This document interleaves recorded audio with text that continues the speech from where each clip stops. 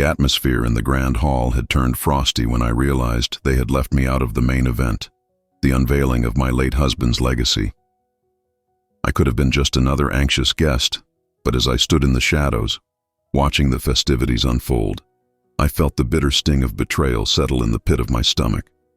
The laughter echoed through the ornate walls, a cruel cacophony that served to highlight how isolated I felt in the corner, clutching my champagne flute like a lifeline. My name is Evelyn Monroe. I am 43 years old, and until today I thought I knew my family-in-law. From the moment I married into the Monroe family, I poured my heart and soul into supporting my husband, nurturing his ambitions while quietly sacrificing my own ambitions. The man who had once promised to share his life and all its joys with me was now being celebrated in death, while I was reduced to mere background noise. The chill in the room pressed against my skin as they exchanged knowing glances across the room, pretending I was not there. I could see Margaret, my mother-in-law, decked in her glamorous attire, exaggerating her laughter as if to mask the longing that came with losing her son. That sharp laugh of hers, once a source of joy to me, now felt like a serrated blade digging deeper into my wound, reminding me of my status as mere widow, stripped of my identity. She focused her attention on the guests, who surrounded her with feigned sympathy, ignoring me entirely. I glanced around, recalling how I had cherished moments spent together when family meant something. Joyous dinners, late-night conversations, laughter shared among the people I loved. But those days were overshadowed by the current cruelty I felt, like daggers dipped in betrayal. No longer could I see the beauty of family ties. Instead, they felt like chains binding me to an injustice I could not comprehend. "Evelyn, dear, aren't you going to join us?" A voice drifted my way, laced with insincere sweetness. It was Robert, my brother-in-law, with a smirk that said it all. He looked at me as if I were an unsettling piece of art he couldn't quite appreciate. I felt my breath hitch as indignation flared within me. I was not merely a guest here. I was a significant part of this narrative, a participant who had always been there for my husband during his rise to success. The heavy air seemed to grow thicker. Each second felt like an eternity suspended in denial while they raised their glasses in an orchestrated toast, celebrating without acknowledging my existence. I stood, a silent witness, yearning to break through their reverie, to remind them that I was no longer just an invisible figure in an elegant dress. I had poured decades into this family, and now I was being mercilessly excluded from its reality. I forced myself to hold my head high, my heart pounding in my chest. They thought I was merely the widow, but I became the guardian of our legacy. It was a truth that swelled deep within me like a flame fighting against the cold. My pain was not an ending but a beginning. I was done succumbing to the shadows they cast. They could undermine my worth, but they would never eclipse my determination. As I stepped away from the fueling ember of resentment, I considered my next move. The night was young, but the chill of isolation had morphed into a dawning sense of purpose. I was no longer simply a bystander at this grand event. I would become their greatest challenge. As I left the glimmering hall behind, the warmth of laughter faded, giving way to the oppressive silence of my home. The sprawling mansion, once alive with shared joy, felt like a cold mausoleum housing my memories and dreams, all wrapped in layers of betrayal. Each room harbored snapshots of moments spent loving and building a life that now seemed lost. I walked into the office we shared, the scent of aged wood blending with traces of his favorite aftershave. The heartache echoed back with a tenacity that chilled the air. I could almost feel his presence lingering there, his vibrant spirit bound tightly to the space we once filled with warmth and laughter. The shelves were lined with books, a visual monument of the life we crafted together, with each title a thread woven into the tapestry of our love. As I sank into his old leather chair, I was engulfed by a wave of memories, both sweet and painful. I recalled nights spent in deep conversation, our dreams resonating in the quiet corners of our home, painting vibrant futures with each word exchanged. He was my everything, my partner, the roots to my wings. And yet, looking around now, I felt like a ghost haunting the husk of what once was, forgotten by those who should have held me close. My frustration soon morphed into resolve as I took stock of the surrounding photographs. There we were, the young couple laden with hope, laughter lighting up our faces. In those moments, I thought we were building a future in tandem. However, my heart sank under the weight of the poignant truths. At this moment, the past felt like discarded leaves caught in a cruel wind, leaving me with only a sense of longing. Suddenly, I felt crushed by my isolation, and I couldn't allow myself to drown in this grief any longer. I rose from the chair, the fabric of my dress flowing around me, the chill of despair igniting a fire of determination within. I had been sidelined in the narrative of my life, but I refused to remain a mere spectator in my own story. I moved toward the kitchen, the heart of our home where I had spent countless hours preparing meals and pouring love into everything I did. The scent of freshly brewed coffee wafted in, beckoning like a warm embrace. I poured myself a cup, watching steam curl into the air, and paused at the kitchen island to collect my thoughts. As I took a sip, bile climbed in my throat, the taste of my unease mixed with the dull ache of betrayal. I thought back to that evening's humiliation, the way Margaret had belittled me through her forced affection and Robert's mocking tone. Their joyous celebration of my husband's legacy had drowned out the very fact that I had been his foundational support, ever vigilant in the shadows as they executed their act of dismissive cruelty. Finally, a spark of clarity flickered in my mind. It was time for me to reclaim what was rightfully mine. My husband trusted me to navigate the waters he had prepared for me, and I needed to unearth the resources he had left behind. I envisioned my husband at the dining table, surrounded by the volumes of knowledge he cherished, a beacon of insight illuminated by his wisdom. Whatever he had left behind was meant for me. With determination, I returned to the office, my gaze settling on the bookshelves lining the walls. I reached out, my fingertips gliding over the spines of countless volumes, searching for the stories and secrets hidden within their pages. As I pulled out a few titles, I could feel my heart racing. There was a treasure trove of information waiting to be unearthed, a foundation to build upon once more. A beige book caught my eye.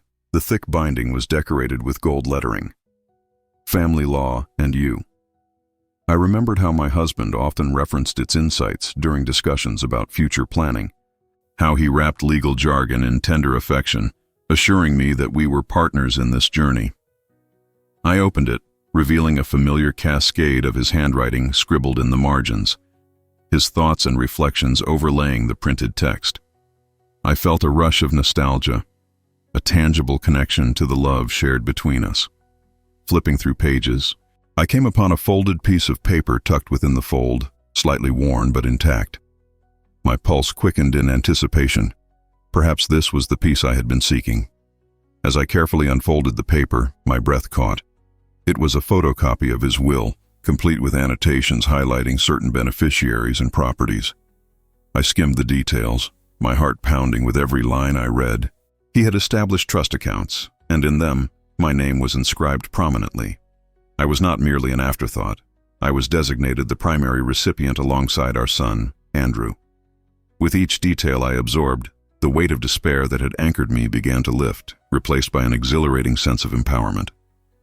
My late husband had woven a plan into the very fabric of our life, an inheritance steeped in love and intent. This was more than mere financial security. It was a pathway to reclaim my agency and fight back against the injustices that had silenced me.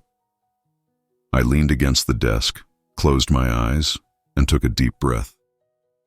The knowledge I had gained over the years wasn't just for his ventures, it was for our future as well. I had the tools, yet not the resolve to wield them. Just then, the front door creaked open, and Andrew stepped inside, his face a mixture of weariness and concern. "Mom, I'm back," he called, his voice breaking through the haze of contemplation. He walked into the kitchen, a beacon of hope in this sea of uncertainty, the embodiment of my love intertwined with my late husband's. "Andrew, come here." I beckoned, urgency lacing my tone. As he approached, I felt a sense of urgency coursing through my veins. I needed him to understand, Together, we would navigate through the complexities of the legacy left for us. His brow furrowed in concern as he neared, noting the file I held tightly. "What's going on? You look intense." "It's about your father," I replied, excitement lacing my voice. "He left us a legacy, something I want to share with you." Andrew leaned in closer, his curiosity piqued. "What do you mean?" "Your father had plans, real plans," I explained, my heart swelling with altruistic fervor. "He set up trusts and accounts, and he named us in his will as primary beneficiaries." The words left my lips with urgency, each syllable an unveiling of our shared destiny. "We're not lost in the shadows. They cannot push us out. We have a foundation, Andrew, and it's ours to protect." His eyes widened, flickering with hope and a deep-seated sense of belonging. Suddenly, I felt the ethereal connection to what we had lost transform into something tangible, a future we could reclaim together. During those darkest days, I found a framework that changed everything for me. The complete guide I followed is outlined in the first comment below. It might help if you're facing something similar. As Andrew grasped the implications, hope sparked within me. I wasn't just occupying space. I was the bearer of our legacy. Together, we would rise, confronting the others who believed they could undermine us. I was no longer a victim. I was a force to be reckoned with. The air in the kitchen felt electric, charged with the potential of our shared revelation. Andrew's eyes sparkled with curiosity, and I could see the gears of understanding turning in his mind. We were not just two grieving souls adrift in the wake of tragedy. We were a team, united by love and a common goal. "Let me see it," Andrew urged, stepping closer. His eagerness was palpable, a reflection of the hope I felt blooming within me. I handed him the documents, watching as he scanned the will, absorbing each detail. His brow knitted as the facts unfolded before him, and I wondered if this moment would ignite a fire in him, akin to what I felt surging through my veins. "Mom, this is incredible," he said at last, astonishment mixing with admiration in his voice. "I had no idea Dad had set this up." The acceptance of our father's foresight seemed to bolster his confidence. "So what do we do now?" I took a deep breath, the weight of our next steps pressing heavily on my shoulders. I didn't have all the answers, but I knew the first step was clarity, first for us, and then for those who sought to diminish our family legacy. We need to fully understand what he left us. We need to comb through every document we can find, starting with the family trust. Andrew nodded, determination flooding his features as he leaned closer. "Where do we begin?" "What if we start by looking through the rest of the files in this office? I'm sure there's more," I suggested, my heart racing at the prospect of reclaiming our future. As we sifted through drawers filled with files, Andrew pulled out old tax returns, legal documents, even my husband's painstaking outlines for future investments. With each paper that crossed our path, the portrait of our family's financial landscape became clearer. I felt like an archaeologist rediscovering a long-buried civilization, each sheet unveiling a layer of my husband's legacy. "Mom, look at this," Andrew exclaimed, holding up a document with the title, Family Trust Agreement. His excitement was infectious, making my heart flutter with renewed hope. I knew then that we were on the right path. "Let's see," I said, stepping closer to read over his shoulder. The document laid out the specifics of the trust, its goals, the beneficiaries, and most importantly, the discretion granted to us as administrators. "We can use this trust to pay for our needs, to ensure our family flourishes," I said, my eyes widening. The realization was exhilarating. Our father's foresight could become our shield. And it means we don't have to rely on anyone else. If we manage this wisely, we can secure our future without them," Andrew added, his voice growing steadier as confidence surged within him. The two of us had been hurled into a situation that could have completely overwhelmed us, yet we stood together, ready to confront the challenge ahead. "Exactly," I replied, the weight of my anxiety slowly lifting. "This trust is a treasure not just for us, but for our family legacy. Your father intended it for us." Andrew was aligned with me, excitement coursing through our veins as we delved deeper into the paperwork. I was proud to see the growing fire in his eyes, the passion igniting his heart in response to our discoveries. This was the beginning of a new chapter, one where we would not shy away from the challenges before us. After poring over countless documents, I finally stumbled upon a handwritten letter buried within an old folder. It was addressed to both of us, written in my husband's familiar scrawl. My throat tightened as I unfolded the letter, emotions swirling like a tempest within me. My fingers brushed along the ink, each stroke a testament to his love. It was a guiding light, a beacon that illuminated the path ahead when darkness loomed high every day. As I read, I felt tears prick at the corners of my eyes, the weight of his absence tugging at my heart while infusing me with strength. "My beloved Evelyn and dear Andrew," the letter began, the warmth in his words wrapping around us like a comforting embrace. "If you are reading this, I want you to know that I believed in both of you, and I trusted that you would handle everything with love and grace."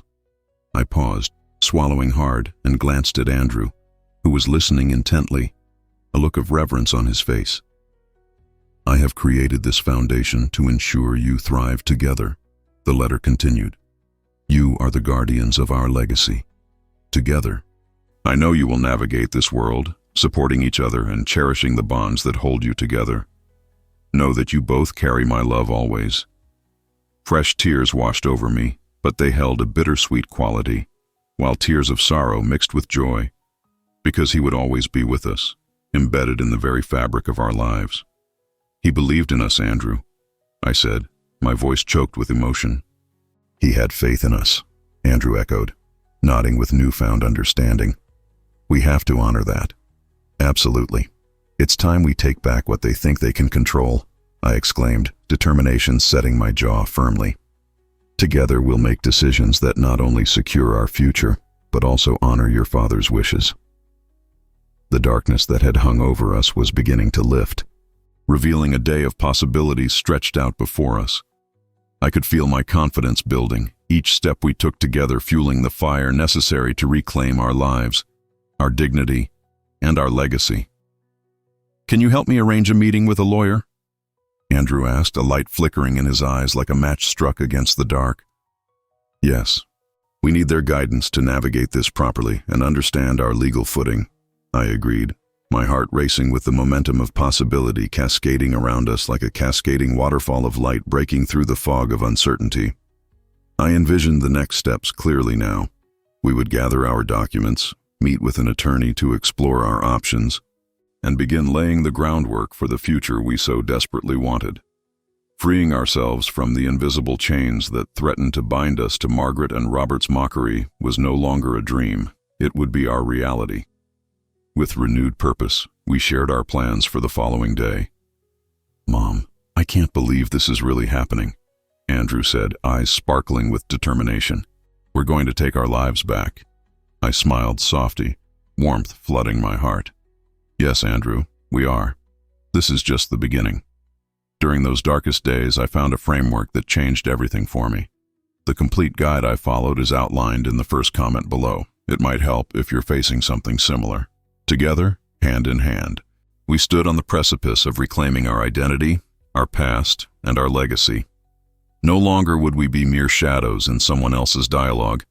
This would be our story, and we were just getting started. The next morning dawned bright and clear, promising a sense of renewal that set my spirits soaring. I walked through the house, each room filled with echoes of the past.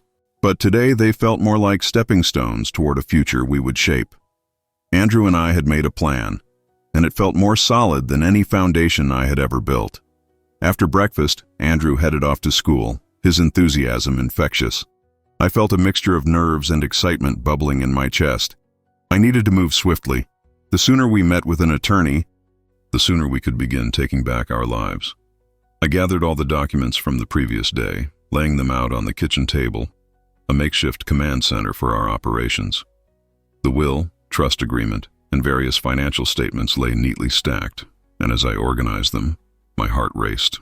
I pictured encountering Margaret and Robert in the future, their smug expressions melting away like wax under fire as we unveiled our knowledge and our rights. I took a moment to breathe deeply, letting my resolve solidify. If I wanted to emerge from this with dignity, I needed to stay focused and strategic, just like the plans my husband had left behind. I grabbed my phone and began researching local attorneys who specialized in estate law. My fingers danced across the screen, and soon I found a prominent legal office that looked promising, well-reviewed with numerous successful cases in estate battles. After a quick moment of hesitation, I dialed their number, feeling both apprehensive and exhilarated. "Hello, Smith & Associates. How may I assist you?" A friendly voice answered. "Hi, my name is Evelyn Turner, and I'd like to schedule a consultation regarding an estate matter," I replied, trying to keep my voice steady. I felt a wave of relief wash over me as we confirmed an appointment for later that afternoon. With the wheels in motion, I felt a fresh wave of determination washing over me. The clock ticked slowly, the minutes stretching into what felt like hours as I waited for Andrew to come home. I wanted him to be with me during the meeting. This was equally his journey, and today was an essential step. I pored over additional documents I had gathered, immersing myself in the details, each line reinforcing how this family trust was our way forward. When Andrew finally arrived, he rushed through the door, his expression eager. "Did you set up the meeting?" he asked, dropping his backpack and leaning forward, anticipation on his face. "Absolutely. We're meeting this afternoon," I replied, matching his enthusiasm. We began discussing our expectations for the meeting, how we would present our case, and what questions we needed answers to. It felt good to collaborate. Every shared thought tightened the bond between us and steadied our resolve. Before long, we found ourselves in front of the sleek, modern office of Smith & Associates. The building's glass facade reflected the light, gleaming with hope, much like the possibilities that lay ahead. We walked through the large glass doors and were immediately greeted by a receptionist who led us into a conference room stylishly furnished, a stark contrast to the turmoil that had been swirling around us. Moments later, a woman entered, introducing herself as Julia Harris, a senior attorney with years of experience in estate law. She exuded a commanding presence mixed with warmth, and I instantly felt a modicum of comfort in her presence. "Thank you both for coming in. I understand you have questions regarding an estate matter," she asked, settling across the polished table, her eyes scrutinizing mine, assuring me I was in capable hands. "Yes, thank you for seeing us on such short notice," I began, glancing at Andrew, who looked just as determined as I felt. "My late husband had established a family trust, and we've uncovered some documents indicating we are the primary beneficiaries." As I laid out our situation, Julia listened intently, occasionally jotting down notes while asking clarifying questions. When I reached the conclusion of our explanation, I felt a weight lift off my chest. "From what you've shared, it sounds like your husband was diligent in planning for you both," Julia said, a smile of approval gracing her lips. "Those documents you have should give you both a solid footing moving forward." Relief surged through me. "So we can challenge anything that comes our way?" Andrew asked, his voice laced with eagerness. "Yes," Julia confirmed, her tone confident. "Your father was clear in his intent. If you suspect that there are parties trying to undermine the trust or circumvent your rights, we can absolutely take action." My heart raced at her words. This was it. We were claiming our ground, our legacy. Julia proceeded to outline the steps we would need to follow, including analyzing all financial statements connected to the trust, verifying its legitimacy, and preparing to counter any potential claims from Robert and Margaret.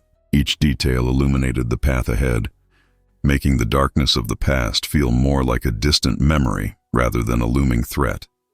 The meeting continued, and the more we discussed, the more confident Andrew became. Julia's thorough explanations penetrated the barriers of uncertainty built by grief and betrayal. I watched as Andrew's spirit began to soar. He asked questions, engaged openly, a tenacity blossoming within him. After what felt like an empowering session, we wrapped up the meeting, and I turned to Julia with gratitude. "Thank you so much for your time and expertise. I feel like we're finally moving forward. It's been a pleasure. I'm here to help you both take the necessary steps to secure your future." she offered warmly, reaffirming our path. As we left the office, a sense of exhilaration rushed through me. Andrew and I exchanged glances, the unspoken understanding between us blossoming with each step. We were becoming more than a mother and son reeling from loss. We were becoming partners in rediscovered defiance. The storm of the previous weeks began to give way to clarity. "I can't believe how much we learned today," Andrew remarked as we walked to the car. "It's just the beginning," I assured him, a smile breaking across my face as I felt the fading remnants of fear and isolation. Together, we had transformed the mystery of the trust into a weapon of empowerment, our way of reclaiming what had once been overshadowed by deceit. As Andrew climbed into the car, I felt a renewed sense of determination rise within me. We were far from finished. Our journey had just begun, and together, we would emerge victorious. Are you enjoying this journey with me? Show your support by sending super stickers. Your fun and colorful contributions keep this channel alive and help me bring you more stories of resilience and justice. Back at home, a palpable energy filled the air as I spread out the documents we had gathered across the dining table. Andrew and I needed a strategy, a concrete plan of action we could follow to ensure we reclaimed our rightful place within the family and protected our inheritance. I could almost feel the walls of doubt around me crumbling, and it was exhilarating. "Okay, let's outline our next steps. Starting with what we learned from Julia," I suggested, my fingers tapping the table in rhythm with my racing thoughts. Andrew nodded vigorously, ready to dive in. "The trust documents are clear, and we have the right to access all information relating to it. We need to gather everything, financial records, investments, any properties included in the trust," I said, my mind racing with the implications of what this could reveal. "Right. And what about Robert and Margaret?" Andrew queried, furrowing his brow as he contemplated their possible reactions. I could almost feel the cold shadow of their disapproval looming at the edges of our newfound clarity. They might try to contest the trust. It's important we prepare for that. We need to document everything we've discovered and present it cohesively to any inquiries they might have. Together, we began organizing the documentation into folders. One for the trust agreements, another for financial statements, and a third for correspondence with the attorney. Each paper we touched reaffirmed our position. It felt as if we were lifting the veil of deception, exposing the family dynamics that sought to undermine us. While sorting through our notes, a memory flickered across my mind. A family gathering from weeks ago where Robert had impressed everyone with his so-called understanding of finance. That day, I remember my heart sinking as he laughed with Margaret, dismissing my concerns about their plans. "Let's use their arrogance against them," I suggested, my voice steadying as the thought crystallized. "If they think we're incompetent, they'll underestimate us." Andrew's eyes brightened, and I could see wheels turning in his brain. What if we start documenting their behavior? It might help if they try to challenge us. We could show their underhanded tactics. "That's brilliant, Andrew," I exclaimed, proud of his insight. "Let's keep a record of any interactions we have, especially anything that could imply they see us as irrelevant or usurpers of our father's legacy." As we charted out our plan, I could feel the adrenaline coursing through us, igniting a fierce determination. We would not simply react to their moves. We would be proactive in dismantling the narrative they had crafted for us. "Next, we need allies," I stated, my voice firm. "Anyone who can attest to our relationship with your father can help solidify our position. We should reach out to close friends or other family members who understood his intentions." Andrew nodded. "But not everyone we know sees it the same way," he added carefully, his expression tinged with apprehension. "What if people side with them?" "True, but we won't know until we reach out," I countered. "And even if they don't, it's essential we have people on our side who can attest to our character." With our plan of action outlined, it felt as if we were constructing fortified walls to guard against the impending storm. Each decision made brought us closer to a future that was ours to shape.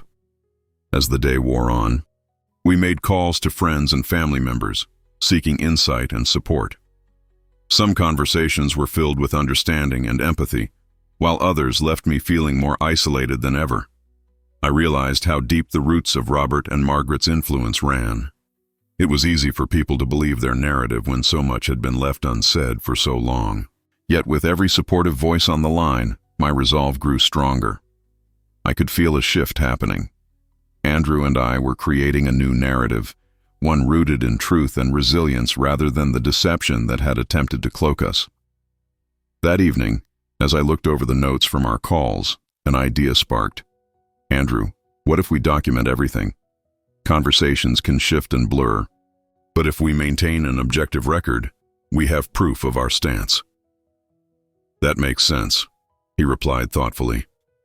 We should also keep a log of interactions with Robert and Margaret, tracking their comments and actions, especially anything that indicates their intentions toward the inheritance. Yes, we will create a timeline, a point-by-point account of everything. This way, no one can undermine our voices. Should we need to go to court, the evidence will speak for itself, I encouraged, energized by the prospect. The task of detailed documentation was labor-intensive, but I was fueled by a fierce sense of purpose. I often recalled the moments of humiliation and betrayal that had ignited this fire within me. It motivated every keystroke as I recorded our findings and analyzed the repercussions of every family gathering. Should we bring this to Julia? Andrew asked as we sifted through our notes. I mean, if we're getting this detailed, we should keep her in the loop, right? Agreed. I want her input on our timeline, I said, already crafting an email to send for our next meeting. I envisioned how our well-researched positions would shift the power dynamics skewed against us. Andrew and I spent long hours feeding off each other's energy, our laughter returning even in the face of adversity. The strength of our bond growing deeper as we got lost in minutiae while dauntlessly steering into uncharted waters. As night fell, I couldn't help but reflect on how far we'd come. Just weeks ago, I felt like a prisoner in my own life, but now I was reclaiming my voice. With Andrew by my side, I finally had hope. Not just for our battle, but in the possibility of a future where our family legacy would swell with dignity instead of shame. Did you feel that sense of justice? If this story moved you, show your appreciation by clicking "Thanks a lot" super thanks button. Your generous support keeps this channel going and helps me bring you more stories of courage and triumph. The next few weeks unfolded like a carefully choreographed dance, each step deliberate and measured as we continued to compile our case against Robert and Margaret. I felt the energy in every decision we made, our resolve hardening like steel. The commitments I had to myself and Andrew filled me with a ferocity I hadn't known I possessed. As we prepared for our next meeting with Julia, I could sense the anticipation crackling in the air. We had managed to document every interaction with Robert and Margaret, including excerpts filled with condescension and hints of their true intentions. The more we highlighted their disparagement towards us, the more I understood the depths of their entitlement. Andrew and I walked into Julia's office, papers clutched in our hands like shields. The sunlight streaming through the large windows felt invigorating as though it provided us with strength. Julia welcomed us with an encouraging smile, motioning us to sit down. "I'm eager to see your notes," she said, her eyes twinkling with interest. "I think it's crucial we have a strong understanding of your family dynamics moving forward." As I spread the pages across the table, Andrew leaned closer to me, a silent reassurance coursing between us. I began detailing our findings, sharing the interactions that had stood out to us, each moment a testament to their underhandedness. Julia listened attentively, affirmations punctuating our explanation. As I explained, I could feel my own words wrapping around me like armor. The humiliation I had once suffered now became a catalyst for our strength. We've documented their comments about us being ungrateful and undeserving. They've indicated they intend to challenge our claim over the trust, and I believe their plan is to attempt to discredit us. I explained, my voice steady. "That's an excellent start," Julia replied. "Your documentation will be vital in establishing a pattern of behavior that suggests they lack good faith in their claims. This could help us defend your position if it comes down to a court battle." I felt a rush of gratitude toward Julia, whose expertise turned our fears into strategic advantages. "What's next?" Andrew asked, keen to solidify our next steps. It's time we confront them with what we know, Julia proposed, her expression serious. We can request a family meeting. This allows you both to present your timeline, your findings, and to declare your stance. It will show you are taking the matter seriously and will not be intimidated. My heartbeat quickened. Confrontation had never felt so necessary, but the thought of facing Robert and Margaret sent a rush of anxiety through me. Yet alongside it, I felt an undeniable rippling of excitement. I nodded slowly. I think we should do it, Andrew. They need to understand we are serious about our rights. When Andrew agreed, it became clear. This was our pivotal moment. The confrontation would serve as both an unveiling and insulation against any retaliation. In the days leading up to the meeting, anxiety filled our home, but I channeled it into preparation. I worked closely with Andrew to refine our presentation, ensuring we communicated our points clearly and effectively. As the day approached, I tried to concentrate on the task at hand. The call from Robert arrived the night before. We want to discuss your involvement in this estate business. Your mother is being unreasonable, he said, his tone dripping with condescension. Is that so? I replied, my voice steadier than I felt. But you see, Robert, I think it's important that we all have an open discussion. There's no reason for unfounded accusations. I'll see you at the meeting tomorrow, he snapped, and I could hear his disdain chip away at my composure. The next day, the atmosphere was electric. Andrew and I arrived at a neutral location, a conference room rented for the purpose of this confrontation. It was sterile and uninviting, but it provided distance from Robert and Margaret's influence, allowing us both to focus. As Robert and Margaret entered, a shared arrogance cloaked them. Margaret wore a facade of false sympathy. Evelyn, darling, I hope you're well. We're all grieving together after all, she said, her voice saccharine and insincere. Let's cut to the chase, I said, summoning every ounce of dignity I possessed. We need to discuss the trust and how it affects our future. At the mention of the trust, a tension bristled in the air. You think you can just waltz in here and make demands? Robert interjected, bitterness cutting through his words. I'm not making demands, I countered, keeping my voice calm and steady. I'm asserting my rights as a beneficiary and the legacy left to us. As we presented details from our documentation, I could see their expressions flipping from arrogance to confusion. But as we detailed their dismissive remarks, their facade cracked, and anger ignited in both their eyes. Andrew stood by my side, his body language radiating confidence as he presented his timeline. You've tried to undermine us, but our father believed in our ability to carry on this legacy. This document states that we are the primary beneficiaries, and any attempt to challenge that is futile. Their attempts to interrupt were dismantled by our combined resolve. I felt lighter, finally standing shoulder to shoulder with Andrew against the pair who thought they could control our lives. As the tension escalated, Robert's face contorted with fury. You don't know anything about the real world. You think you can just take what's mine? He spat. I think you mean what's rightfully ours. I shot back. If you try to act against our rights again, we will seek legal action. Margaret, suddenly defensive, attempted to toss out accusations.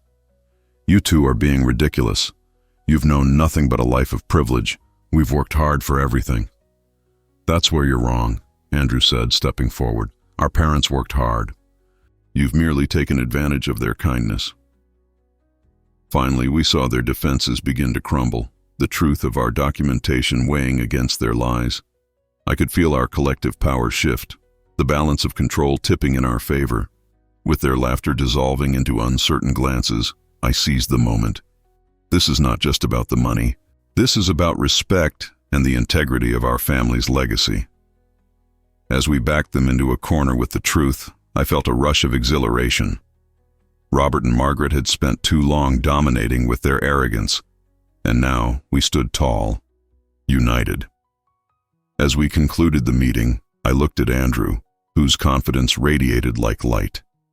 We had confronted the very people who sought to bury us, and together, we had begun to carve our rightful place. What would you have done in my situation? Drop your answer in the comments. I read every single one. In In the days that followed our confrontation, a weight lifted from my shoulders and a sense of empowerment blossomed within me. The meeting had ignited a spark in Andrew and me. We were no longer victims of Robert and Margaret's disdain, but allies in reclaiming our family's legacy. Julia called soon after, assuring us that our documentation had made an impact. Robert and Margaret are reconsidering their approach.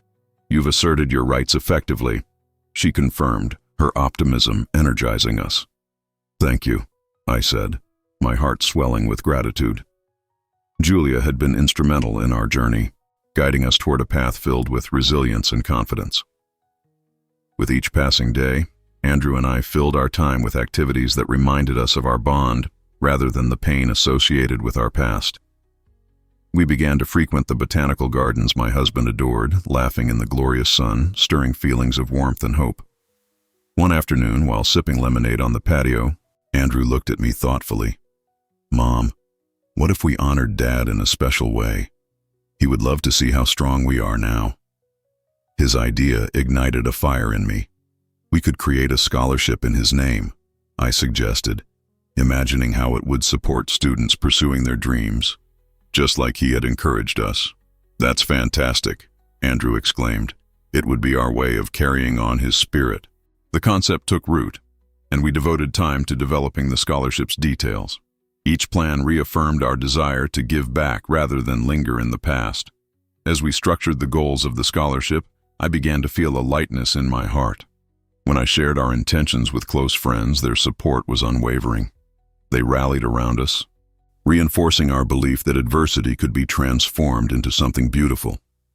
The laughter that flowed during those conversations signaled that joy was slowly reclaiming its place in our lives. As the scholarship program neared completion, I received a call from Julia. Evelyn, it might be time to request a formal review of the trust. Transparency is essential to release any negatives, she advised, her voice steady. Absolutely, let's do it, I agreed, ready to assert our positions further. A few days later, Andrew and I hosted a meeting at a local community center, inviting family and supporters to share our plans and the trust details. As we stood before the gathering, I felt a swell of pride. Thank you all for being here today, I began, the anticipation in the room palpable. We aim to honor my husband's legacy and share our vision. Our audience was engaged, and as I detailed our efforts with the scholarship, I noticed the warmth and encouragement radiating from our community. Their presence, family and friends, provided the reassurance we hadn't felt in ages. Together, we can build something that reflects Dad's values, Andrew stated, his confidence bright and infectious. As applications for the scholarship began to flow in, I was stunned by the determination in each applicant's story. It mirrored our journey, and it felt good to invest our struggles into something profound and purposeful. One evening, poring over applications with Andrew, I looked at him with pride. Look at what we're creating. Dad would be so proud. He would, he agreed, a glimmer of happiness in his eyes. And it shows we can turn our challenges into a legacy of our own. Months passed, and as we reviewed each application, warmth filled our hearts. We were no longer defined by Robert and Margaret's actions. Instead, we had forged our path, celebrating my husband's memory while navigating the complexities of family dynamics. As the final scholarship recipients were chosen, I stood on the brink of a new life. My story didn't end with betrayal. It transformed into something profoundly beautiful. My journey had taught me the power of resilience and community, teaching us to walk a path of integrity. In acknowledging our past, we had reclaimed our future, lighting a way for others to follow. My story doesn't end here. If you want to see what happens next, follow this channel and leave a like. Your support means everything. They thought they had left me with nothing. If this story is touching your heart, please consider sending a super chat to support the channel. They thought they had left me with nothing.